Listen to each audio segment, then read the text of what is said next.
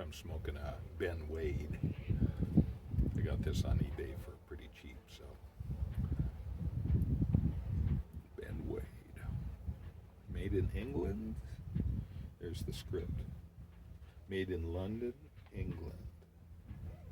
Wait, let's see. Made in London, England. Yeah, a 286 shape.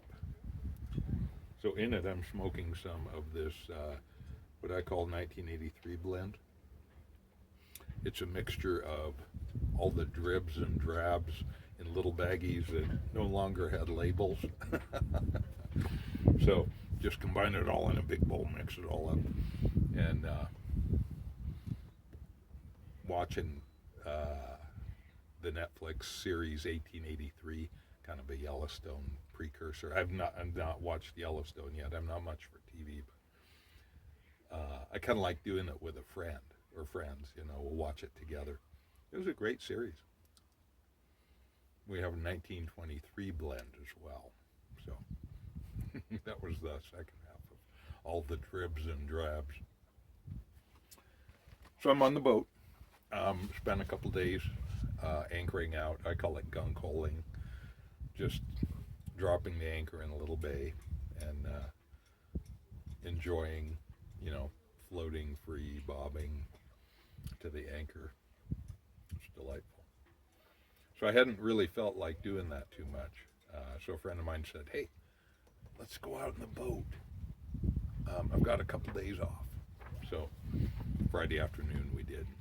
It was fun. It was really fun. So if you have not read The Curve of Time by Muriel Wiley Blanchett, they lived up near Victoria. And in the 30s, possibly even the 20s, she became a widow with 5 kids, 5 young kids. And to make ends meet, she was well educated. Her husband was an engineer.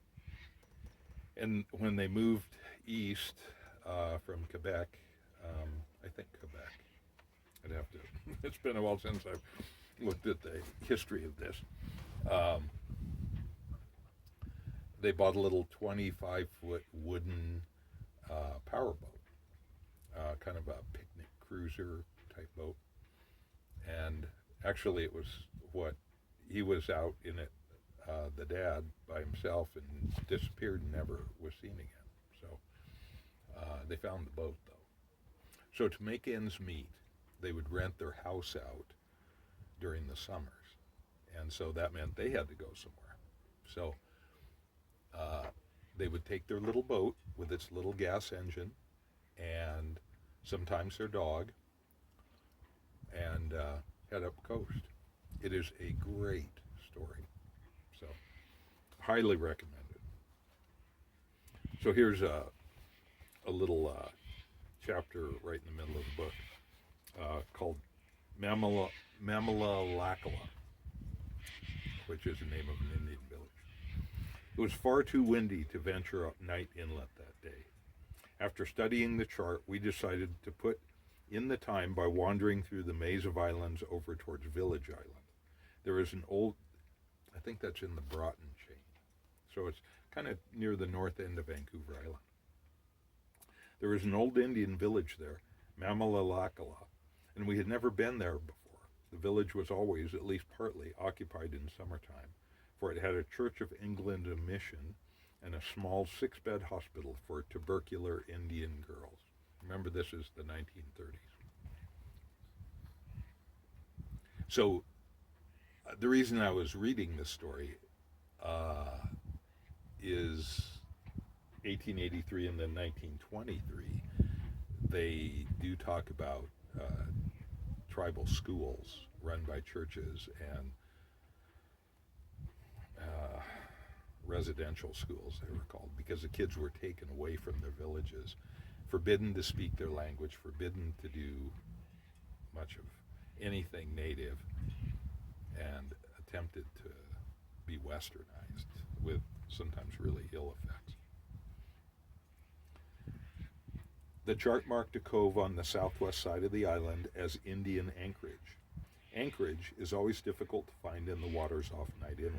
A terrific sweep of wind blows through there from Queen Charlotte Sound, and with all the force of the open Pacific behind it. Also, you have tides with a range of up to 23 feet to contend with. We found the Indian Anchorage without any trouble, out of sight of the village and quite a long way from it. We anchored in about 3.5 fathoms. A fathom is like 6 feet. So that's quite a bit of water. I mean, it's enough. The water was not very clear, but I rowed all around and could see no sign of any reefs or any kelp to mark anything. And after all, it was marked as an anchorage. It was too late to explore further that night. Jan said she had seen the roof of a house or shed in the next bay to the south, but all that would have to wait until morning. We woke to an embarrassing situation. We found ourselves trapped in a little pool, lucky not to be aground, and surrounded by reefs that we could barely see over unless you stood up on deck.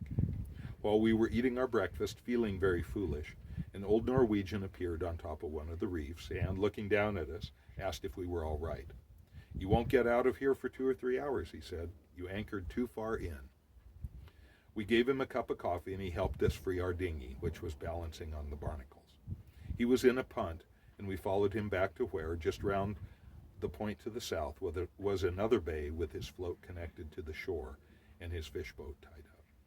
He took us up to meet his wife. On the way, we passed a frame house, a regular cottage with windows, doors, a veranda, and chimney. Just as someone else might have pointed out another house on their property and mentioned casually, "This is our guest house," the old fisherman said, "This is our hen house." It was full of hens, 150 white leghorns occupying a 4-room cottage. They all crowded to the screen windows to watch us pass. "Here comes the missus," he said. I turned. Down the hill came a stout, gray-haired elderly woman with an ox goad in her hand, followed by 2 oxen pulling a stone boat with a water barrel on it. When she saw us, she turned and faced the oxen, said something to them, and they stopped. Only they weren't oxen, they were cows. They were heavy, thick-set animals. They looked like small oxen and had rings in their noses. They gave milk and cream and butter and worked 4 hours a day when needed. They hauled the barrel to the well for water, carted all the wood for the winter from the forest, and plowed and harrowed the garden. I had never seen cows working like this before, but the old man said it was quite usual on the small farms in Norway. They could be worked up to 4 hours a day without affecting the milk supply. His wife was very Scottish and full of energy. They had a large garden with all kinds of vegetables and about half an acre of strawberries protected from the birds with old fish nets. The strawberries were just ripening in the beginning of August, almost 6 weeks later than the south of the province of British Columbia. They had a good market for what they could produce in the summer, as well as eggs and milk all year round. I wondered where on earth their customers lived in this land of apparently no habitation. There was the mission, but the rest of the customers lived at distances from 15 to 20 miles away, in logging camps, or the cannery halfway up Night Inlet, and the store over in Blackfish Sound. If the customers couldn't get to them, the old man in the fishboat would deliver to them on his way to the fishing grounds. They always had orders ahead for strawberries. We lay at their wharf for 3 days waiting for the wind to drop. We bought milk and cream, vegetables and eggs, and helped them pick crates of strawberries in return for all we could eat ourselves. This was an unheard of luxury on board our boat. There were various places that we had got to know over the summers where we could get fresh vegetables, but strawberries and cream. One afternoon, one of the missionary ladies walked over the trail from the Indian village and had tea with us. We all sat under the tree up on the mound overlooking the wharf. She was a most interesting woman and broad-minded. She had been at the village for years and was in charge of the little hospital. She and her companion were both English. I think the mission itself was English. She had many tales. There had been one old woman in the village who was slowly dying. She kept saying, "Me want Meili, me want Meili," over and over again. No one understood what or who it was she wanted. Even the other Indians didn't seem to know. Suddenly, this missionary had a brainwave. She looked through all the old books and magazines she had until she found a picture of the Virgin Mary. She pasted it on a piece of cardboard and took it over to the old Indian. You should have seen that old woman's face as she whispered, "Hail Mary," said the Protestant missionary, adding, "I was just glad to have made her happy." As far as the mission knew, there had been no Catholic priests in the district for over 80 years. These Quagulth Indians had resisted missionaries and civilization much longer than the other tribes on the coast. The old woman might have been captured from some other tribe. "But it's discouraging at times," said the missionary, "for just when, with the help of the nursing and religious teaching, they thought they had the feet of the village well on the road to civilization, they would come across something that made them realize that, below the surface, the Indian trails were still well trodden. One winter's day, they saw some strange Indians arrive in the village by dugout. Ceremonies were held that night in the big community house. The sounds of long speeches, singing, and the rhythmic beating on drums came down the wind all night. In the morning, the strangers left. Inquiring cautiously, she was told it was the ceremony of the paying of the tribute money. The visitors came from a little village up on Guilford Island. Once it had been a large village with a powerful chief, but the Indians of Lakula, however you pronounce it, it's a challenging word, 40 years before, had raided it and killed and burned and plundered. They had lost many of their own warriors in the raid, and for that, the little village, which had never recovered, still had to pay tribute or blood money to their conquerors, the village of Lakula.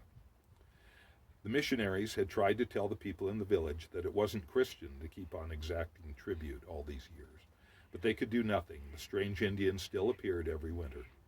She didn't know how much they had to pay or what the tribute was.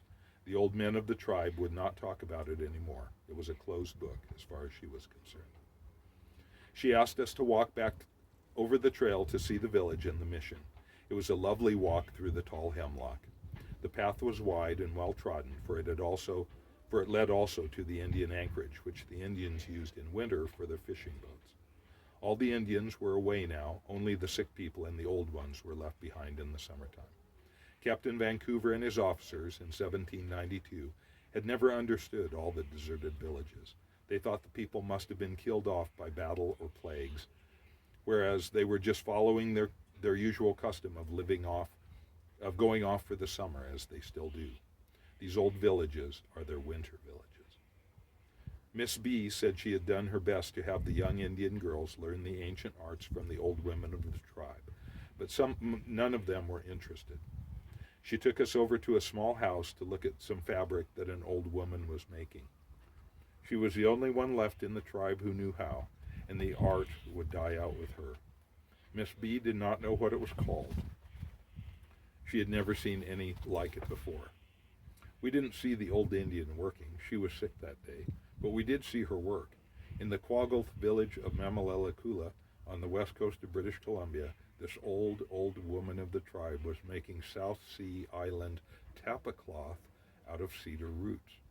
The cloth was spread across a heavy wooden table, a wooden mallet lying on top of it. I'm not sure how tapa cloth is made, but I believe they soak the roots in something to soften them, lay them in a rough pattern of dark and light roots, and then pound them with a wooden mallet into paper-thin, quite tough cloth. The early explorers often used to winter in the South Seas, and at times had some of the islanders on board their boats on these coasts. There must be some kind of a connection somewhere. Even the liquid sound of the name of this village, Lakula, is more like the language of those faraway islands than it is of most of the Quagulth dialects.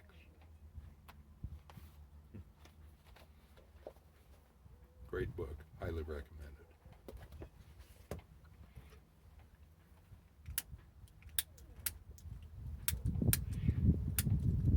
Come on, Bick.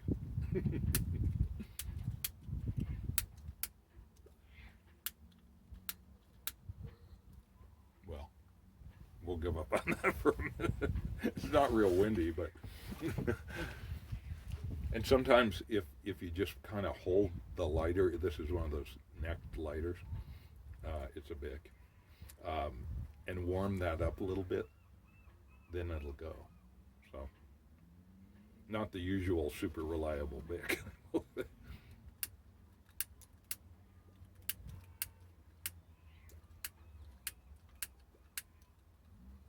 I give up for now. So anyway, these stories are just great, and they're perfect to read while you're on the boat here. It's just perfect. So yeah, boats require a lot of maintenance. So even a small boat like this, it's only 28 feet. It's the kind of the biggest boat that I could handle by myself. I'm not really sure I could handle it by myself now safely in seriously rough weather. And I have been in some seriously rough weather with this boat. But maybe I can get some friends interested in coming along with me. Because this is just too great an experience to not share, honestly.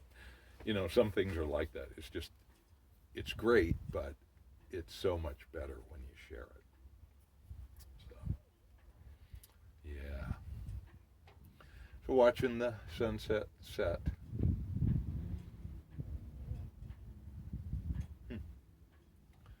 Life is good.